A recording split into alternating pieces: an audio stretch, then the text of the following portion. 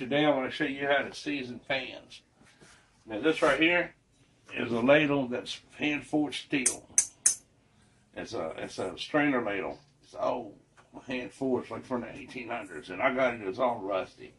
So they simply took some steel wool and cleaned all the rust off of it and got it all nice and straight and washed it in the sink and got it, all the dirt and all the rust and everything off of it. And then I set it up here on top of a nice warm stove to let all the water evaporate out of it and everything, so it's nice and dry before I do my seasoning.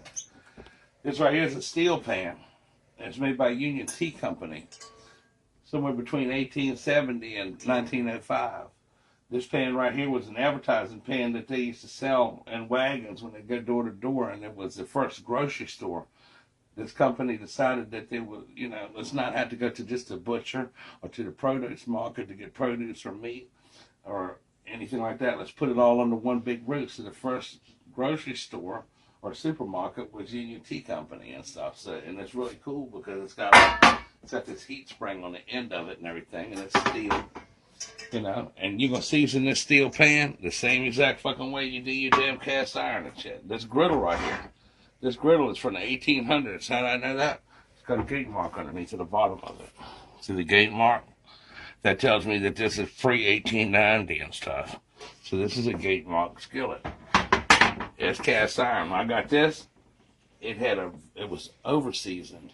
It had a thick, sticky layer on the bottom of it. So I took a razor blade and I scraped it off and the steel wooled it all down smooth and everything, and then took the kosher salt in it and scrubbed it all down nice and smooth, right? Now they'll tell you that when you want to unseason a pan, to put it in your oven on the oven cleaning thing. But I don't have that on my oven, so I had to do it the hard way. So basically, when you go to season your pan, you don't want to use a liquid oil or nothing. When you put on your pans and stuff, it's better to have a solid, like a vegetable oil. Now, people will say flaxseed oil or an organic oil or something like that. That works. So that's off like this. I like the old school way, and it's a nice solid Crisco oil. It's a shortening, and that works the best for me. So again, I'm going to sit there and I'm going to put my oven, I'm going to preset it to 375 degrees. While the oven's at 375 degrees, I'm going to go ahead and start wiping all my shit down. Right? I'll start off with my ladle. Just going to put a real fine coat on it. You know what I'm saying? It's a real fine coating of shortening on it. Like that. I don't want to, when I do my pans, put it on real thick because I don't want a nasty, putrid taste in my cast iron pans or my steel pans or anything.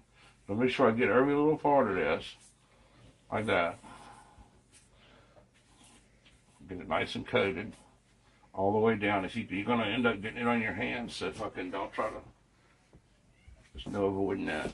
Get it up in all the little creases, and what this is going to do, that's going to make a nice seasoned coating on it to keep it from rusting.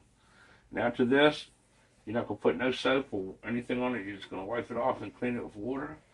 And then you're going to put a fine layer of oil on it and stuff like that to keep it, preserve it and everything from rusting and everything. So go ahead on and set that to the side. Next thing I want to do is I want to do my pan, my steel pan. Go ahead and put it on the inside. Get down in all the nice in the cracks, not going too thick with it. And you're going to have to do this 3 times. You're going to put it in there at 375 degrees. And you're going to leave it in the oven for an hour. And you're going to turn the oven off and let it cool down normally, naturally. After it cools down naturally, then you're going to have to do the same process over 3 times. Now, I recommend when you go to fucking fry something in there the first time, it's either bacon or potatoes or something like that. Because the starch is in the potatoes and everything, and the fat and the bacon and everything. Cast iron pans like that shit. And go ahead and get it all over the pan on all sides. Every little crack in this motherfucker.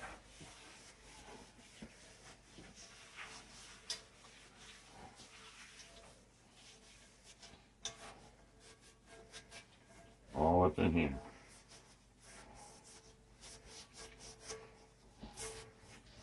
And I'd like to be able to get it down inside of this handle where the springs are, but there's no way you're going to reach that shit with any fucking thing.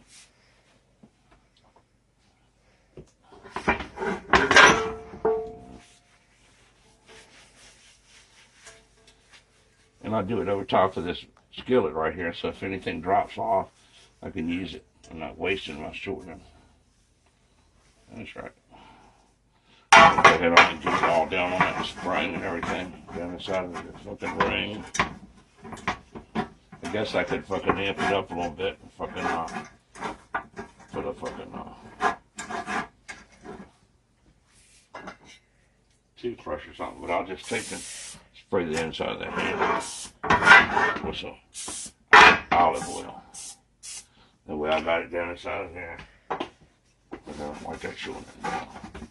Alright, this pan right here is ready to season. I'll go ahead on and put this in my oven. Go ahead on it. Sit you up in there like that. Face down now. Same thing with your ladle. Lay that face down, face down. Then I'll go ahead on and do my skillet on my griddle. It's not a skillet, it's a griddle. And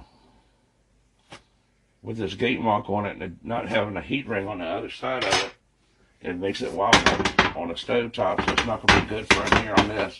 If I wanted to, I could take my grinder and grind the gate mark down, but I'm not going to do that because it's had it on there for 100 and some years. So this right here I'm going to plan on using for like searing steaks and cooking outside over an open fire or on the grill. And cast iron is porous. So like one reason that you're going to do this is because this shit's going to get down inside of the pores inside of your pan. And it's going to make a non-stick surface. The more times you do it, the more slicker and smoother it's going to get. I like to also say, if you can't eat it, don't put it in your skillet. If you're going to read people saying, you'll see people online telling you to go ahead on and take these fans that are rusty and fucked up when you're going to recondition that stuff and just put them in a bag, a trash bag, with some oven cleaner or something. And that shit's poisonous. You don't want to do that. Don't ever do that. Don't ever fucking It's okay if you want to wash it with soap before you fucking season it, if you get all that soap off the. And only get all down inside of these cracks in this rim right here. Then I had to take a steel broom, I took a wire brush and got down in here nice and good. I'm just gonna go ahead on and wipe this bitch all down. And it takes about 10 to 15 minutes to get it all nice and ready and right. And then after that, all you're gonna do is sit back and wait. You're gonna set a timer for an hour and let the oven do the work. So now I'm gonna go ahead and open my oven door up.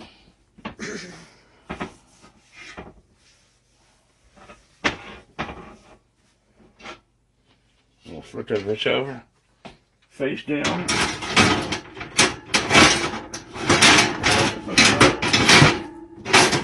Just like that. And shut it. Now I don't have to come back to it for another whole hour. In an hour, I'll take it out, I'll let it cool down, or I'll leave it in the oven, let it cool down to normal room temperature, and then we'll see what it looks like then. All right, so now we've repeated that same process of seasoning in the oven 3 times with vegetable oil. Let them cool down naturally, set in there for an hour.